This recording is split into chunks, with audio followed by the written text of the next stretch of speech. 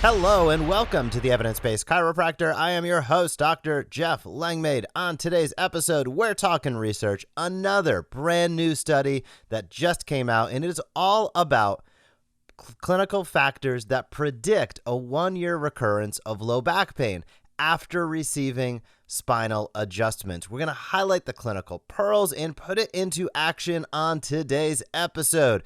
But before we get started, I'm going to extend the Evidence-Based Chiropractor Podcast contest one more week. Thank you to everybody who has left a review and feedback on Apple Podcast. I'm going to extend things one more week. So if you haven't yet, you have one more week. All you have to do is on Apple Podcast, scroll on down, leave a rating and a review. I'm going to call out a few names next week. And I'm going to send some swag bags to you filled with great evidence-based chiropractor stuff. So all you have to do to enter the contest, if you've been enjoying this podcast, please use Apple Podcasts, leave a review. I'll see it there. I'll call out some names next week. I'll get in touch with you and ship you out some awesome stuff. And I would greatly, greatly appreciate it if you took a moment to do so. That helps more and more docs find out about this podcast. But as I said at the top on today's episode, we're talking research, and the title of this study, it just came out in Chiropractic and Manual Therapies. I'll drop a link down below in the show notes. Title's kind of long, but it is called A Multidimensional Nomogram Combining Clinical Factors and Imaging Features to Predict 1-Year Recurrence of Low Back Pain with and Without Radicular Pain After Spinal Manipulation or Mobilization.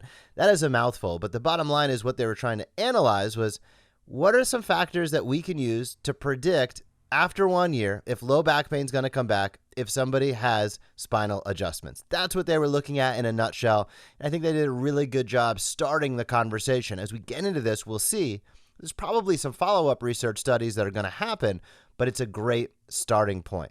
Interestingly, they pointed out that 40% of people will experience low back pain within a given 12-month period. We know about 90% will experience back pain over the course of a lifetime. We know there's about a 30% point prevalence rate, meaning on any subset of people, 3 out of 10, 30 out of 100, 300 out of 1,000 will have back pain at any given time. But now we know 40% of people will experience back pain during any 12-month period. So is there opportunity there? Absolutely. And is what we do as chiropractors, as movement-based healthcare professionals, the best way to take care of it? Absolutely. So that means there's plenty of opportunity to build and grow a practice by helping people regain their quality of life. We also know that recently international guidelines on the care of low back pain have really put forth non-invasive treatment as the number one option. About time, of course, and that doesn't mean that many people in the traditional care model, as we know, they're highly guideline discordant, have adapted those guidelines, which is a big, big, big problem, and I think there should be accountability and oversight for making what I think to be dangerous and non-concordant decisions, but that's a whole nother story. But the bottom line is we should stand tall and stand proud and know we have the guidelines behind us. We have the research behind us, and we have the proof, as many of us have known for decades. If you've been in this profession, in a movement-based healthcare profession for a while, you know that what you do helps people get well at a rate that's far faster and far better than drugs, high interventions, such as injections and surgery. There's a time and a place for those things, but it's probably 1% as often as they're currently utilized. We also know that spinal manipulation and mobilization are one of the most popular techniques out there and continues to grow in popularity because it's generally safe, effective, and people have high satisfaction when they experience it. You can overcome fear avoidance. There's multiple mechanisms of action, as we'll talk about. There's just a lot that goes into it that helps it be a really great option for people dealing with neuromusculoskeletal issues. And that goes beyond pain, but also to functional performance. So how does manipulation and mobilization work? Well, they're different in some respects, but the goal is to improve mobility of the spine and reduce pain and dysfunction. That's really what it comes down to. Now, how that's applied can be different depending upon the technique. For example, Mobilization, of course, uses low-grade velocity passive movements in a controllable range of motion that sort of it provides a stretching mechanism, whereas manipulation, high velocity, short amplitude, and that's usually applied in or around the limits of physiological motion, getting into that paraphysiological space, as we'll talk about. Now, by definition, let's be clear. By definition, the paraphysiological space is not into injury territory by literal definition, but it is beyond the traditional range of motion. That's where, quote unquote, the magic happens in some ways with a spinal adjustment. So the modes of action can be, again, pretty variable, but you want to reduce mechanical stress on the spine. And also, we know that there's an effect on afferent neurons and the motor control systems to the paraspinal tissues. So that's that feedback loop where you get gating of pain. You can see increased cortical drive, changes in biomarkers in the brain. All of that happens at a local level as that adjustment's delivered, as spinal adjustment's delivered, and then cascades up throughout the nervous system, ultimately throughout the central nervous system as well as the peripheral nervous system. And that is really, really important. So in this study, they looked at a variety of patients between 18 and 70 years old. These patients had low back pain with or without radiculopathy, and they had MRI confirmation of disc herniations or degenerative changes. And spinal manipulation was the main treatment option. Now, interestingly, all the patients in this study had at least a 1-week stay in a hospital, which is, this study was done overseas in China. It was not done here in the States. It's not usual and customary, let's say, for many people that have low back pain to be treated in a hospital-based setting with spinal manipulation as being their primary treatment option here in the States. But that was the setting and set for this study. What they ended up with was 786 patients who met this inclusion criteria, and the age of these patients was around 50 years old. It slanted a little bit more female than male, so 54% female, 46% male. And the lumbar disc herniations, interestingly to me, L5-S1 had 49% of the disc herniations, L4, L5, 44%, and other about 5%. So traditionally, we see most disc herniations occurring at the 4-5 space, but in this study, that was secondary to the 5-1 space. And those two combined, it was like 95% of the disc challenges were at those two levels in this study. So an overwhelming majority, pretty much everybody, had issues at either 4-5 or 5-1.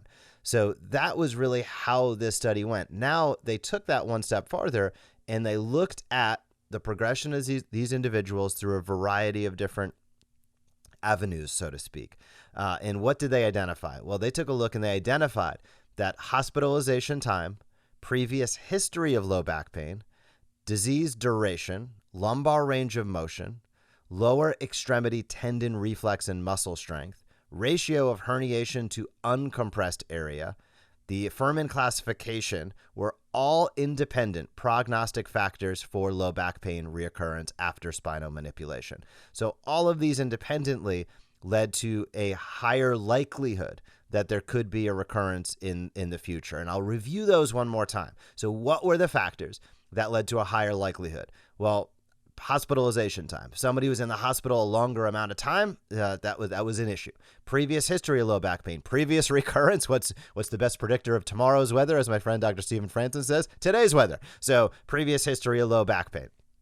Disease duration. Is this chronic? Is this acute? That is a factor, and that makes a lot of sense. Lumbar range of motion.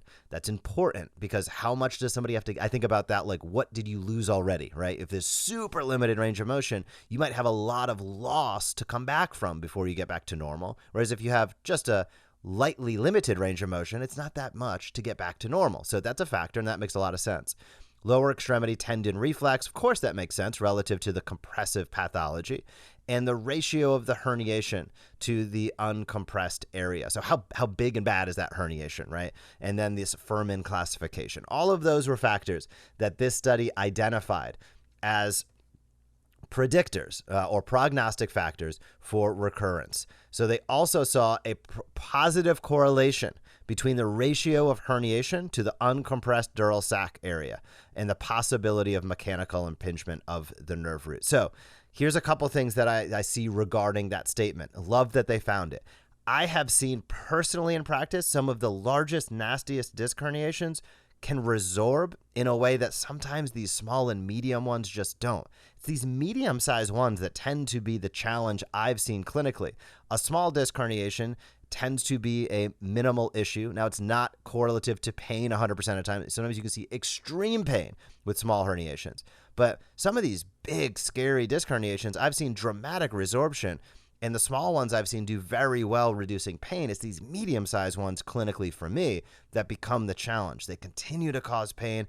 And it's almost as if, I'm not going to say this correct to the literature, but I think we've seen this. I think of it like modic changes at the end plate level, where at phase 1, there's a lot of inflammation, you just get pain associated with that. And then as things start to shore up and stabilize, you see the pain decrease. So where am I going with that? Ultimately, I think when there's a big disc herniation, there's a ton of inflammation, that alerts the body something needs to heal here. All hands on deck. That stimulates the healing process at a level that's dramatically higher than a small or medium disc herniation, which may not be as much of a 5-alarm fire, so to speak, in terms of healing in the body. That's the way I simply think of it. I don't know if that's true according to the literature, but I'm piecing together some things and what I have seen. Now, in terms of how spinal manipulation can take care of this, they highlighted in this study, hey, this is complex. So there's a few things that manipulation you may be able to help with. Correction of the disc displacement, release of adhesive fibrosis surrounding the discs, releasing and improving motion in the facet joints, releasing entrapped synovial folds, relaxation of hypertonic muscles, and unbuckling of the motion segments. All of those things I have seen in previous studies, I agree with, and then some, because that is like pretty much at that level. And then I take it one step farther and I say, man, and we've seen cortical drive increase, performance gains, and we've seen biomarker changes in the brain, and we've, right? So that is an important component to keep in mind, that there's a lot of factors that go into this. All are important. And as we've highlighted a few weeks back with the biopsychosocial model, also just the encouragement somebody gets when they see a chiropractor. And I think there's just an act to the physical nature of moving. Again, fear avoidance behavior is a very, very, very real thing. And motion is what's needed to heal. So when somebody can receive mobilization or a manipulation, and they know that, okay, I actually feel a little bit better. Maybe one doesn't solve the issue, but I feel a little bit better. Now my fear can go down if I'm going to bend over, if I'm going to sit down, because I just went through and got an adjustment, which seems like a big motion. That was fast. That was scary.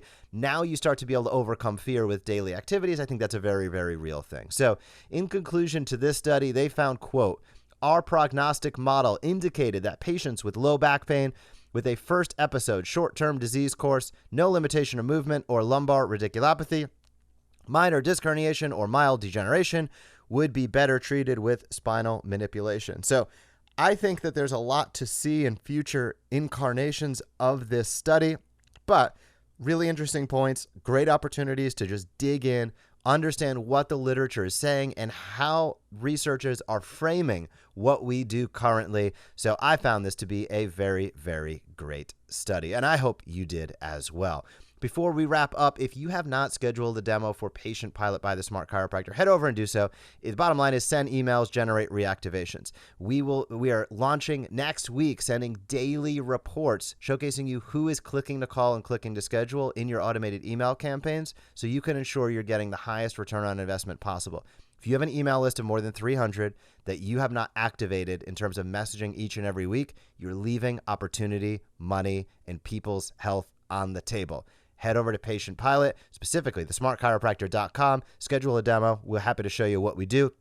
Additionally, if you are considering hiring a DC, a CA, or a virtual CA in your practice, now is the time to do so to avoid the feeding frenzy of Q4. You can have somebody onboarded and productive while everybody else is searching for the right person if you take action now. That all happens at chiromatchmakers.com. Again, chiromatchmakers.com.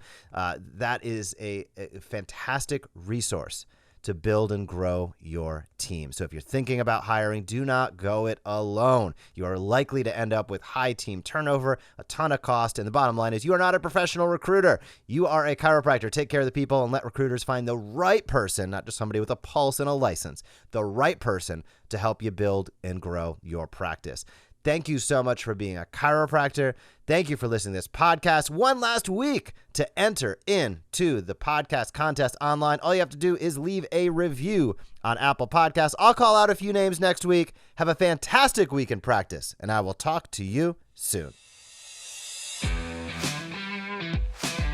Thank you for joining us on this episode of the Evidence-Based Chiropractor. If you want to grow your practice, come back for next week's episode. If you want to grow faster, visit the Evidence-Based Chiropractor.com and join our MD Marketing membership today.